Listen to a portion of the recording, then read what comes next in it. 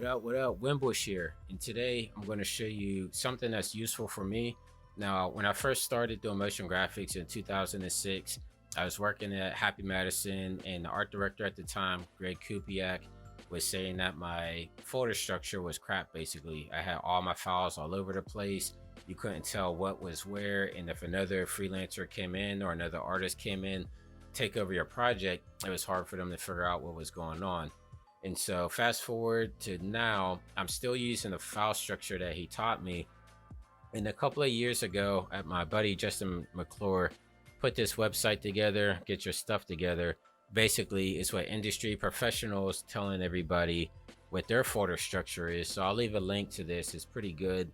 He has a couple of guys on here. Yeah, we have Hasruff, and if you scroll down, you'll see David Bennett from CMT.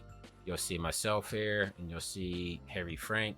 We kind of go over our file structure, and we have a download link where you can actually download each of our file structures. So I thought it'd be cool when I was just looking back at this, kind of give you guys a rundown of how I operate. So I have a folder structure template, and I'll leave a file in the description so you guys can download it and dissect it and use it as you want. But starting from the top, like I have a 3D folder.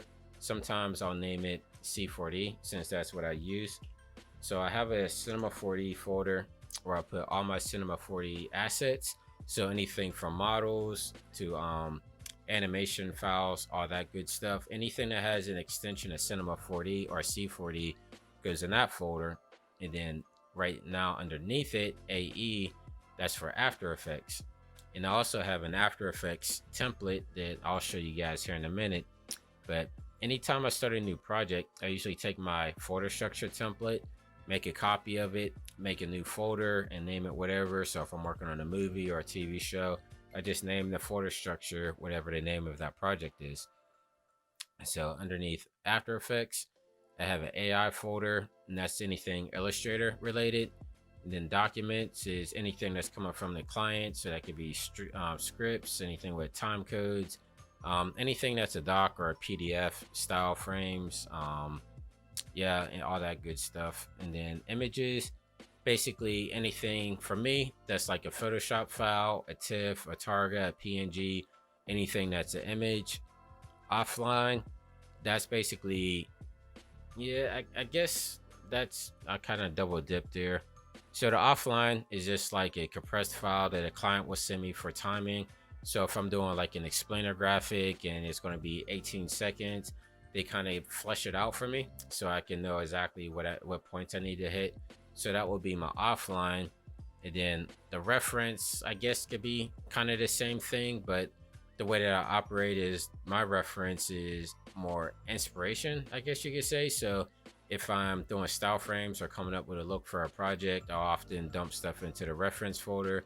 Just like if I'm working on a TV show for Discovery, I'll look at other Discovery shows, kind of get a feel for if there's something that's like my TV show, just to kind of reference back and forth, not really to copy, but to get inspiration from.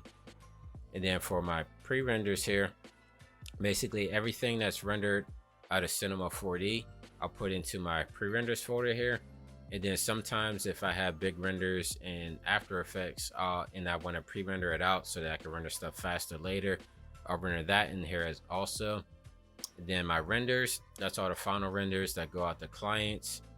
Source footage, that's basically anything that I'm going to be using in my After Effects project. So if there's footage that needs tracked, rotoscope, green screen footage, basically all the high-res stuff goes into there. And then style frames folder is all the style frames, whether it's coming from the client or stuff that I created myself. All that stuff goes in there. And then I have templates for style frames as well. So if I'm working on something for TV that's in HD, I just have these pre-made Photoshop style frames that I could just get started with automatically. And then I have this InDesign template as well. I can open that up for you guys. And this is basically how I lay out all my style frames. And so I have several different, I guess you could call them cubicles. Let me see. So yeah, this is Wow, this is old. Yeah, this is from when I used to work at Warner Brothers. But yeah, so this is a 4-up. So if you want to have 4 different frames per page, I have one for a 6-up, I have one for a 9-up, and it just goes on and on. So depending on what you want to do, but I have those all laid out, and then all I have to do is take my PNGs, drag and drop them from my files or from my folder here, and everything just places right in. That's the one thing I like about InDesign. And then let me show you my After Effects layout. So this, it's a little bit old, it needs updated. I still have SD in here, but I have 2 templates that are 2 composition templates to start out. You have an HD, you have an SD. Don't really use HD anymore. I could probably make that 4K. But then I have a pre-comps folder. I have a folder for AI, images, offline, and then pre-renders. So it's basically copying my file structure that I have here. And that way, since all my projects are laid out this way, are very similar, if I ever have to like pass on a project to somebody else, they'll be automatically familiar with my file structure. It shouldn't be too hard to find everything, and hopefully it makes life easier for anybody that has to pick up a project after I deliver it to the client. So I just wanted to share that with you guys. Hopefully it was helpful. If you have any comments or any tips, anything that I could do to make my file structure better, just let me know. Like I said, I'll upload this to Gumroad if anybody wants to see it, or you could just go to the link of the website and download it there, or you can see the other industry guys what they're doing here and just download some of their stuff. But yeah, that's it. Just wanted to share that with you guys. Hopefully that's helpful, and of course subscribe to my channel for more videos like this and keep creating. Thank you guys.